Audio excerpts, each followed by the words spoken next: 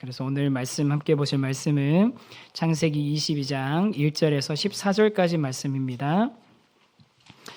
원래는 조금 더 하려고 했었는데요. 그냥 1절에서 14절까지만 읽도록 하겠습니다.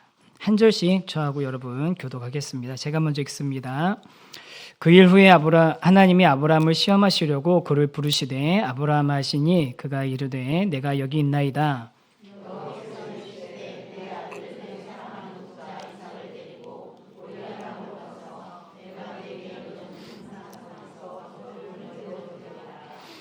아브라함이 아침에 일찍 일어나 나귀의 안장을 지우고 두 종과 그의 아들 이삭을 데리고 번제에 쓸 나무를 쪼개어 가지고 떠나 하나님이 자기에게 주신 곳으로 가더니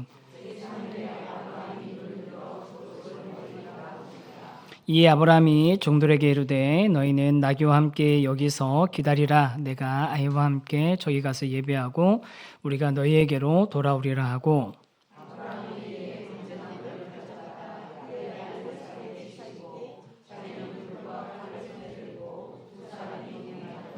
이삭이 그의 아버지 아브라함에게 말하여 이르되 내 아버지여 하니 그가 이르되 내 아들아 내가 여기 있노라. 이삭이 이르되 불과나무는 있거니와 번제할 어린 양은 어디 있나이까.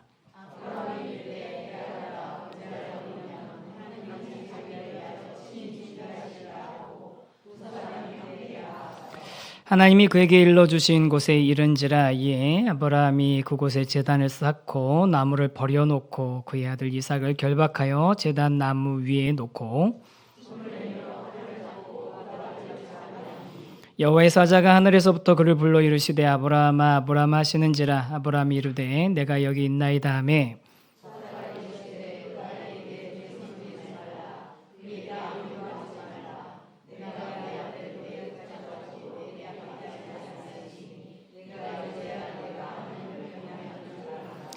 아브라함이 눈을 들어 살펴본즉 한 숫양이 뒤에 있는데 뿔이 숫풀에 걸려 있는지라. 아브라함이 가서 그 숫양을 가져다가 아들을 대신하여 번제로 드렸더라.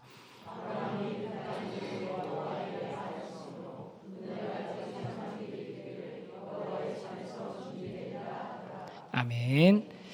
오늘 말씀은 내가 여기 있나이다 라는 제목으로 말씀을 전하겠습니다. 이 말씀은, 이 본문은 22년도에 이삭 시리즈 설교하면서 한번 했던 말씀인데요. 그 말씀하고 좀 다른 관점에서 말씀을 좀 보려고 애를 썼습니다. 그리고 또 제 생각에 때는 그때 설교가 더 좋은 것 같아요. 그래서 갈등을 많이 했는데 그래도 다른 관점으로 오늘은 좀 말씀을 좀 보는 게 좋을 것 같아서 그때 설교 22년 설교거든요. 한번 찾아보셔도 도움이 될 것 같습니다. 우리나라 사교육 시장에서 제일 중요한 마케팅 포인트가 뭔지 아십니까? 우리나라 사교육 시장에서 제일 중요한 마케팅 포인트 불안입니다.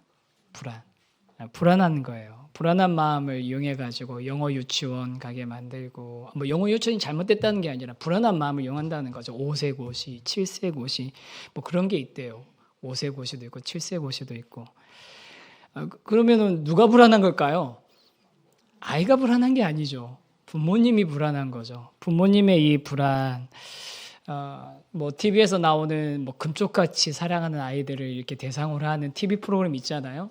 그런 프로그램에도 보면 얼핏 보면 처음에는 문제 있는 아이들이 보이는데 그 아이들의 문제를 계속 관찰하고 따라가다 보면 대부분은 이 아이에게 간혹 아이에게 문제가 있는 경우도 있지만 대부분은 이 아이에게 문제가 있는 경우보다는 그 부모가 하는 말이나 행동이나 가치관이나 언어 같은 것들이 아이들의 문제를 유발하는 경우들이 대부분이더라고요.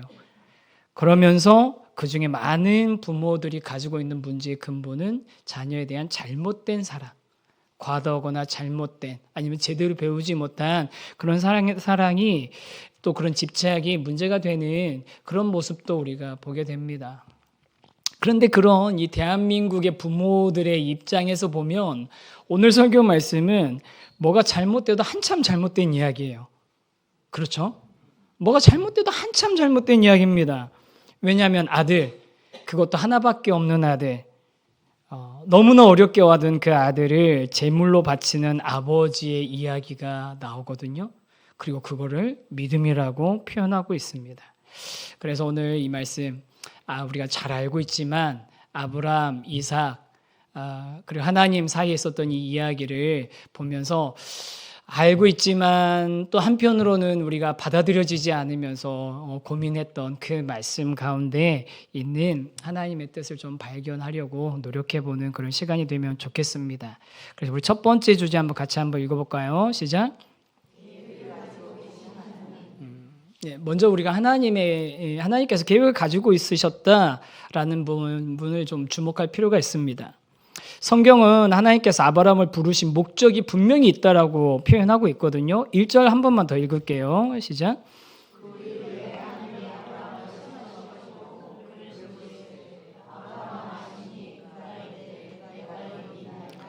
하나님이 아브라함을 이렇게 부르신 이유가 뭐라고요? 목적이 뭐라고요? 시험하려고 하셨다는 거예요. 시험하려고. 그러면 이제 우리 좀 이 자리에 계시는 분들, 성경 지식 좀 있으신 분들이잖아요. 성경 좀 읽으신 분들이잖아요. 하나님이 친히 사람을 시험하시는 일이 있습니까? 없습니까? 이제 헷갈리시죠? 우리 야고보서 1장 13절, 이제 어서 들어본 것 같은데, 야고보서 1장 13절입니다. 한번 같이 한번 읽어볼까요? 시작.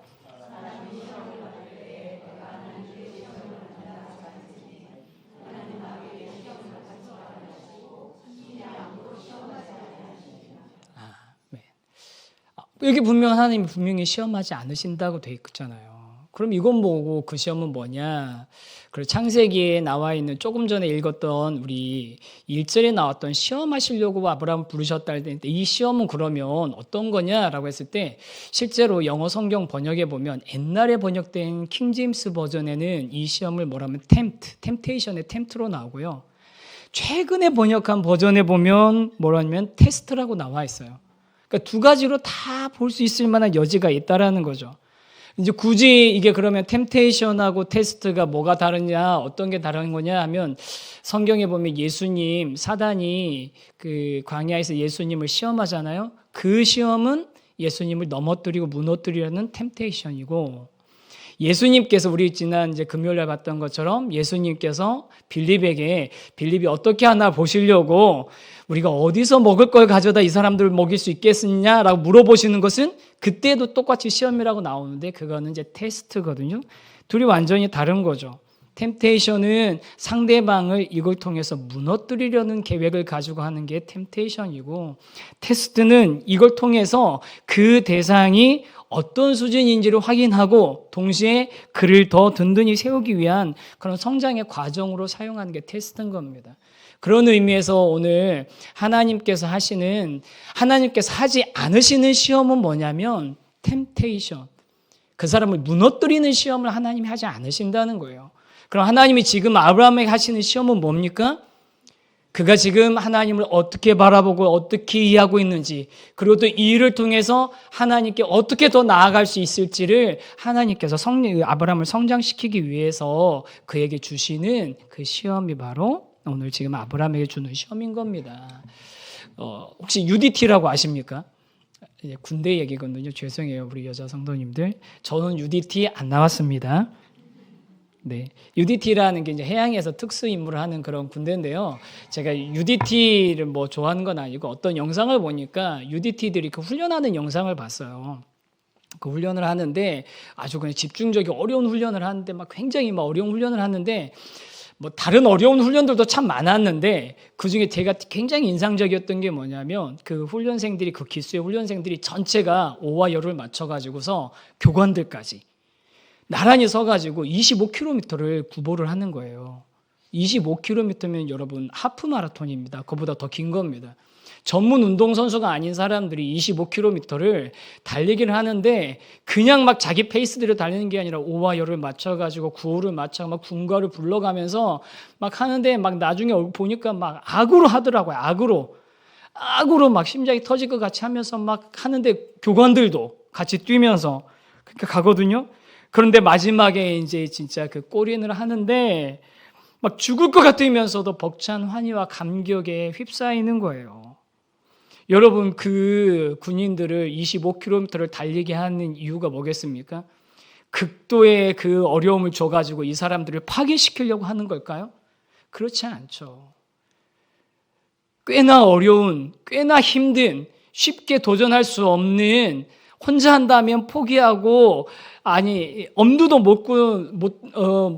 못 낼 만한 그런 일들을 하게 함으로써 이 사람들 성장시키기 위한, 진짜 군인으로 만들기 위한 그런 과정이지 않습니까? 아브라함을 향한 하나님의 테스트도 마찬가지였습니다.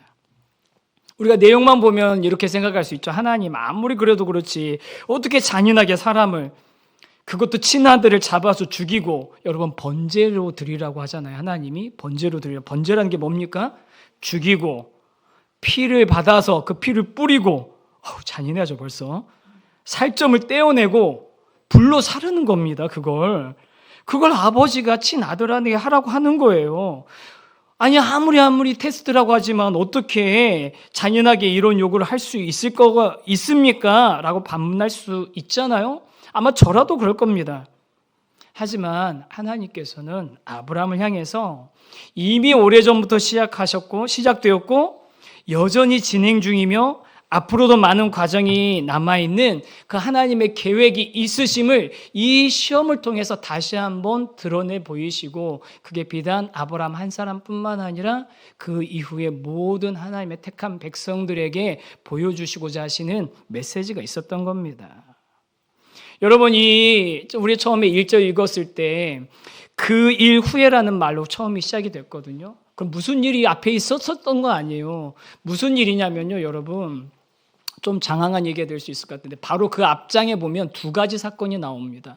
하나는 뭐냐면 아브라함이 하갈을 통해서 얻은 이스마엘과 이삭 사이에 갈등이 생기니까 이 하갈과 이스마엘을 내쫓는 장면이 나와요.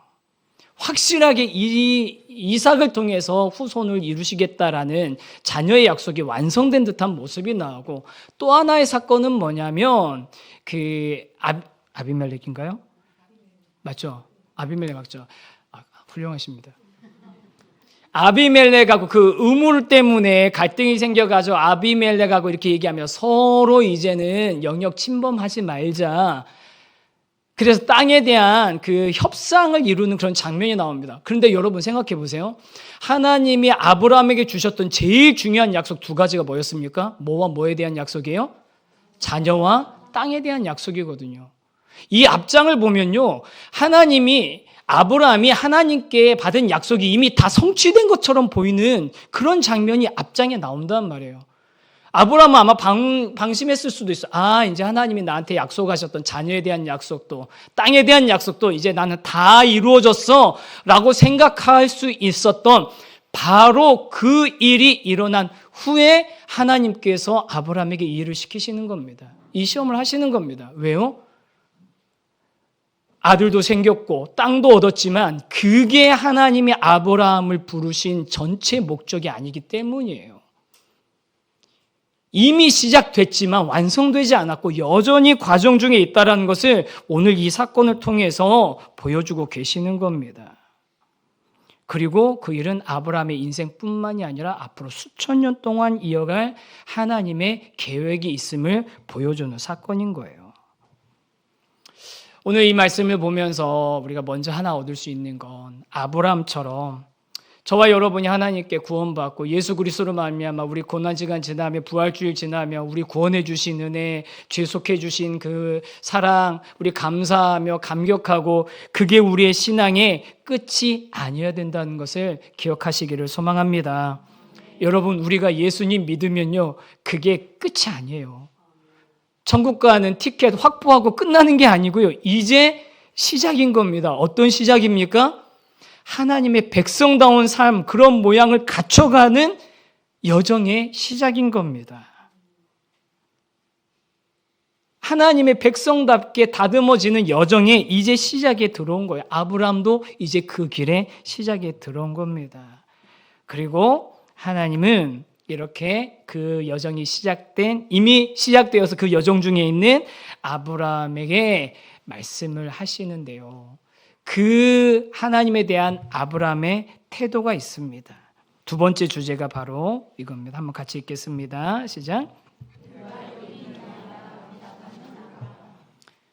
오늘 이야기에서 오늘 읽었던 말씀에서요, 여러분 주의 깊게 보신 분들은 아시겠지만 아브라함이 두 번 똑같이 이렇게 대답을 합니다. 내가 여기 있나이다.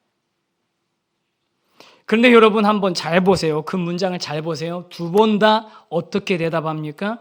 하나님이 뭔가를 알려주시기 전에 하나님이 부르시는 그 순간에 내가 여기 있나이다 라고 대답을 합니다. 이 대답은 내가 무엇을 할지 알기 전에 하나님 앞에서 말씀하시는 대로 내가 하나님 앞에 내가 집중하겠습니다. 하나님의 뜻에 따르겠습니다 라는 다짐이 담겨있는 대답인 거예요. 여러분, 우리 부모님 되신 분들, 자녀들이 이렇게 다가와서 아빠, 내 부탁이 있는데 아빠 들어줄 거지? 꼭 들어줘야 돼? 그럼 어떻게 하세요? 그래, 무조건 들어줄게 라고 대답하시죠? 안 그러시잖아요. 이런 얘기가 조건이 달면은 절대로 대답해주면 안 되죠. 왜냐하면 그런 조건을 달 때부터 이미 뭔가 장애가 있으니까 그런 단서를 달고 들어오는 거잖아요. 그래서 자녀를 정말로 사랑하는 부모는 이런 식으로 아빠 부탁 있는데 꼭 들어줄 거지? 꼭 들어줘야 돼? 그러면 그땐 반드시 뭐라고 대답합니까? 일단 들어보고 답해줄게. 이게 정상적인 대답이잖아요. 들어봐야지 내가 해줄 수 있는 일인지 없는 일인지 해줘야 되는 일인지 해주면 안 되는 일인지 판단하는 거잖아요. 이게 상식인 거죠. 왜 그러게 이렇게 대답하는 게 상식인 겁니까?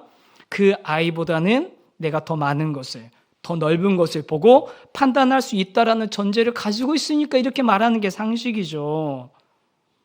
하지만 아브라함의 대답, 주님께서 부르자마자 내가 여기 있나이다 라고 대답한 것은 이게 아닌 거예요. 뭐라고 하시는지 한번 제가 들어보겠습니다가 아닌 거예요. 뭐라고 하시는지 한번 들어보겠습니다가 아니라 내가 여기 있나이다. 말씀하십시오. 내가 듣겠나이다. 그 말이 뒤에 생략된 거나 마찬가지입니다. 여러분, 저는 믿음이 이거라고 생각합니다. 내가 가지고 있는 강한 확신이 믿음이 아니라 하나님을 향한 태도입니다. 하나님이 하나님이심을 인정하는 태도. 그게 성경이 말하는 믿음, 하나님이 아브라함을 인정하신 믿음입니다. 여러분, 아브라함이 어쩌다가 어떻게 이런 자리까지 오게 됐습니까? 그 믿음이 없었던 아브라함이 100년 넘는 시간 동안 산전수전 다 겪으면서 그 과정 가운데 실수도 많았잖아요. 우리 그 많은 실수들 해오면서 이제 뭘 경험한 겁니까? 나는 상상할 수도 없는 방식으로 일하시는 하나님, 진짜 하나님, 전능하신 하나님, 그 하나님을 자기가 경험했기 때문에 주님 말씀하시면 내가 듣겠나이다라는 태도로 그 앞에 설 수 있었던 겁니다. 많이 다듬어져 있었던 거죠. 원래부터 그랬던 게 아닌 거 잘 아시잖아요. 하나님의 절대주권, 하나님의 하나님 되심을 인정하는 그런 모습을 보이게 된 겁니다. 그러면 그런 태도로 이제 하나님 앞에 섰는데 하나님이 첫 번째 부르셨을 때 뭘 요구하십니까? 네 아들 이삭을 번제로 바쳐라. 여러분, 그럼 아브라함이 이렇게 하나님을 향한 바른 태도를 가지고 있다고 해서 아브라함이 괴롭지 않았을까요? 당연히 괴로웠겠죠. 여러분, 아브라함이 인격 파탄난 사람도 아니고요. 아브라함이 무슨 종교에 심취돼 가지고 종교 중독돼 있는 사람도 아닙니다. 그런데 하나님이 부르셔가지고 내 아들 이삭을 바치라고 하는데 거기에 대한 아브라함의 반응이 정말 이상하리만큼 침착합니다. 이상하리만큼. 아침 일찍 일어나서 번제를 드리기 위해 나무와 칼을 준비하고 아들 이삭을 함께 데려갑니다. 이 과정 중에 아무에게도 얘기하지 않습니다. 심지어 아내에게도 얘기하지 않습니다. 아침 일찍 일어났다는 것은 지체하지 않겠다는 뜻이고, 그리고 여러분 이상한 게 있잖아요. 어차피 산으로 가면 분명히 산으로 가라고, 내가 모리아 땅에 있는 산으로 가라고 했는데 산으로 가면 어차피 천지 널린 게 이스라엘도 나무들이 있거든요. 널린 게 나무인데 나무를 어떻게 해요? 미리 준비해서 지고 갑니다. 그 얘기 무슨 얘기예요? 하나님 말씀하신 대로 번제를 드리기로 준비하고 결단하고 가는 겁니다. 3일 동안 갑니다.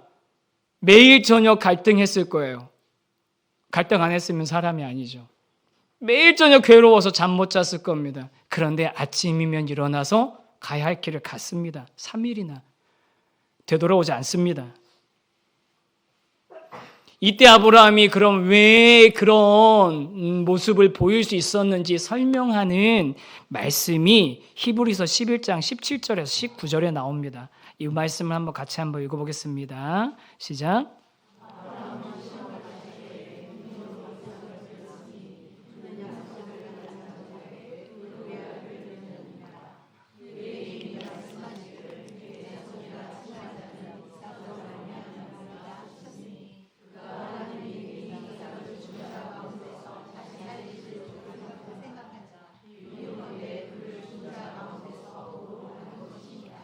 이 말씀에 정확하게 아브라함이 그렇게 담담하게 이 엄청난 명령에 순종할 수 있었던 이유 두 가지를 설명합니다. 첫 번째가 뭡니까?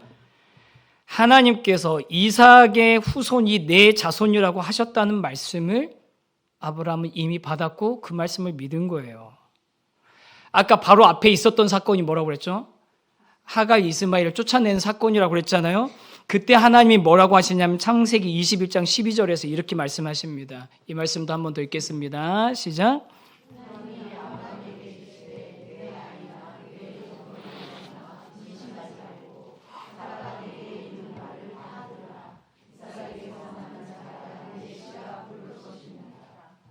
이 사건 전에 하나님 뭐라고 하셨어요? 이삭에게서 나는 자라야 내 씨라 부를 것이다. 하나님이 분명히 이전에 내가 너로 큰 민족을 이룰 것이고 하늘의 별처럼 많은 자손을 줄 거라고 약속하셨는데 그 자손들이 누구를 통해서 이루어질 거라고요? 이삭을 통해서 이루어질 거라고요. 근데 지금 우리 생각에는 앞에 하신 말씀하고 지금 하시는 말씀하고 뭐가 안 맞잖아요. 앞에 말씀을 이루시려면 지금 이런 명령 하지 않으셔야 되잖아요. 이 두 개가 어떻게 같이 병립할 수 있을지 이해가 안 되잖아요. 아브라함도 당연히 안 됐겠죠. 안 되는데도 말씀대로 하는 게 아브라함이었던 거예요. 저는 예전에는 아브라함이 참 믿음 대단하지 않다고 몇 번 이렇게 우리 아브라함 선배님 까는 설교를 몇 번 했었는데 다시 보니까 너무 대단하신 거예요. 이게 사실 우리가 안 되는 거잖아요. 우리가 안 되는 게 뭡니까? 이거하고 안 맞는데 어떻게 그게 가능하냐고. 우리 생각으로서는 안 되는데 그게 어떻게 되냐고. 우리 머릿속에서 그냥 정리해버리고 하나는 버리고 하나만 취하는 게 저와 여러분이잖아요. 근데 아브라함은 둘 다 붙잡고 있었던 거예요. 하나님이 이렇게 얘기하셨지 하나님이니까 하나님 말씀이 맞아. 하나님이 이렇게 하라고 하셨지 하나님이시니까 하나님 말씀이 맞아. 내 머릿속에 두 개는 충돌하지만 둘 다 하나님의 말씀이니까 그걸 그냥 그대로 믿었던 겁니다. 그겁니다. 이삭의 후손이 내 씨가 되어야 될 것이다 라고 하신 그 말씀을 그대로 믿은 거예요. 그러면서 이 약속을 그대로 믿었기 때문에 두 번째 그 믿음으로 연결이 됩니다. 그게 뭐냐면요. 하나님이 분명히 이렇게 약속하셨으니까 내가 만약에 번제로 진짜로 이삭을 바치더라도 어떻게 하실지는 모르지만 그 방법은 모르지만 나는 상상이 안 되고 두 개가 부딪혀서 도대체 이해가 안 되지만 하나님이 죽은 자 가운데서 다시 살려주실 것이다. 진짜 하나님은 그러실 수 있다라고 하나님의 하나님 되심을 신뢰했던 겁니다. 그게 아브라함이 진짜 직접 했던 말 중에도 나옵니다. 오늘 읽었던 말씀 중에 5절 말씀입니다. 5절 말씀 읽겠습니다. 시작.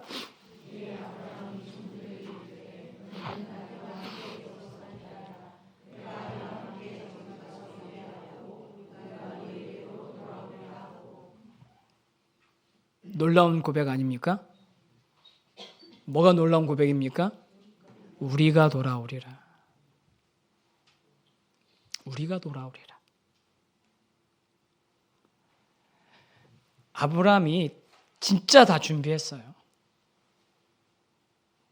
진짜 준비해서 가서 진짜로 이삭을 하나님께 드리려고 했습니다. 그렇지만 그에게는 어떻게 될지 모르겠지만 분명히 우리가 돌아오게 될 것이다. 우리 이 자리에 계신 귀한 성도 여러분, 이게 믿음입니다. 내 안에 있는 내가 이해되고 내가 용납이 되고 내 계산안으로 내가 받아 수용할 수 있어서 그것을 내가 확신하는 게 그게 믿음이 아니라 이게 어떻게 될지 모르겠어요. 도대체 하나님 어떻게 하실지는 나도 모르겠습니다. 하지만 이렇게 말씀하신 그분이 동일하신 하나님이시라면 두 가지 다 이루실 것입니다. 왜요? 하나님이시니까. 그래서 그 하나님 앞에서 내가 여기 있나이다. 그냥 그 하나님 앞에서 하나님이 하나님이심을 인정하면서 내가 그 하나님 앞에 그냥 서는 거, 그게 믿음입니다. 이 자리에 계신 저와 여러분이 그런 아브라함과 같은 그런 믿음을 갖게 되기를 간절히 소망합니다. 엄청나고 담대한 어떤 그런 확신이 아니라 하나님이 하나님이심을 인정하는 거. 나는 이해할 수 없지만 하나님은 하실 수 있음을 인정하는 것. 그리고 그 하나님께 하나님을 대하는 그런 마땅한 태도로 서는 것. 그게 믿음입니다. 그런 믿음을 가진 저와 여러분이 된다면 저와 여러분을 통해서 아브라함에게 하신 것처럼 하나님의 일들을 이루시고 저와 여러분을 다듬고 빚으셔서 아브라함처럼 온전해지는 점점 그 모양을 갖춰가는 그리스도인으로 이끌어 가실 줄 믿습니다. 그렇게 인도해 가시는 하나님께서 아브라함에게도 보여주시고 그 훗날 저와 여러분 모두에게 보여주시고 싶은 그 이야기가 한 가지 더 있습니다. 그건 뭐냐면요, 이 과정 곳곳에 예수 그리스도의 흔적이 보인다는 거예요. 우리 세 번째 주제에 읽겠습니다. 같이 읽겠습니다. 네, 말이 이상한 말이죠.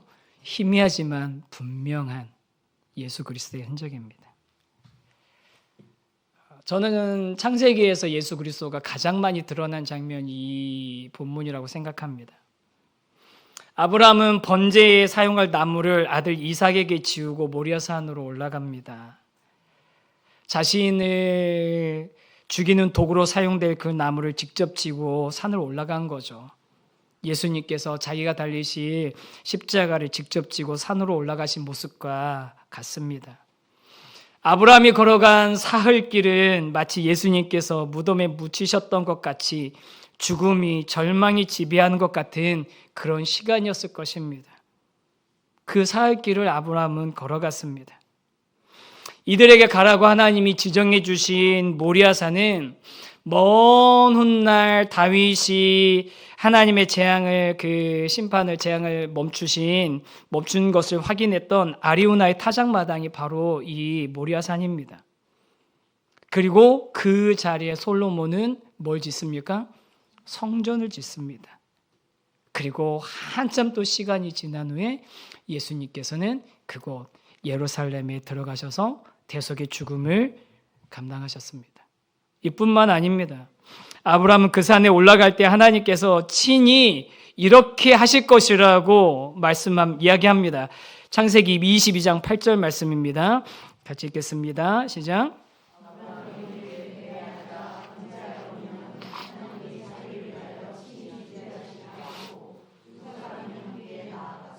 번제할 어린 양은 하나님께서 자기를 위하여서 친히 준비하실 것이다. 그리고 실제로 가서 이삭을 죽이기 직전에 하나님께서 이삭을 멈춰 세우시잖아요. 그리고 나서 뭘 발견하게 합니까? 친히 준비하신 바로 그 어린 양을 발견하고 이삭 대신 번제를 드리게 합니다. 하나님께서 친히 준비하신 양이 대속의 제물이 된 겁니다.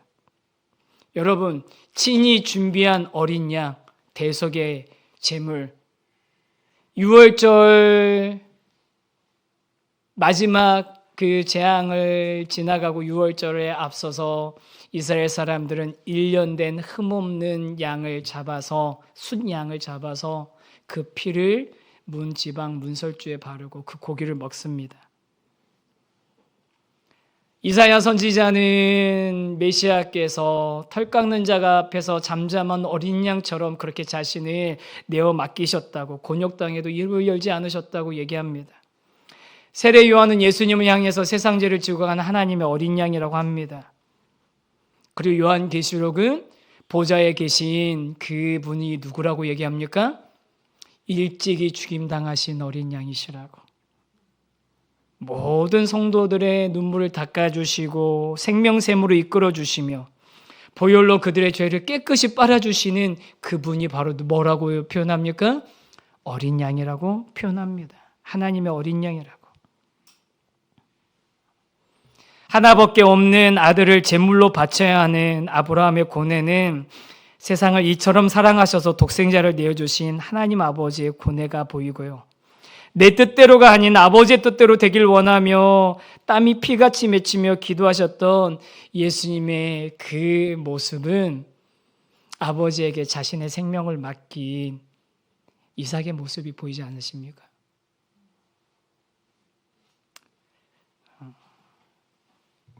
사랑하는 성도 여러분, 이렇게 아브라함이 하나님의 정말 우리는 상상할 수도 없는 그 명령 앞에서 나는 이해할 수 없지만 하나님이 하나님이심을 인정하면서 그 앞에 서서 그분의 말씀대로 순종하며 따라갈 때 그의 그 모든 여정들을 통해서 하나님께서는 앞으로 이루어 가실 하나님의 궁극적인 구원의 계획을 미리 보여주시고 예수 그리스도 통해서 이루실 그 일들을 보여주시고 또 그것이 우리에게 소망이 되어서 믿음이라는 것이 내가 뭔가 확신을 가지고 뭔가 대단한 일을 해서가 아니라 하나님이 미리 준비하신 그 일을 우리는 이해 안 돼도 따라갔을 때 하나님이 이루시는 일들을 경험하게 되는 것이 믿음이라는 것을 보여주는 사건이 되는 것입니다.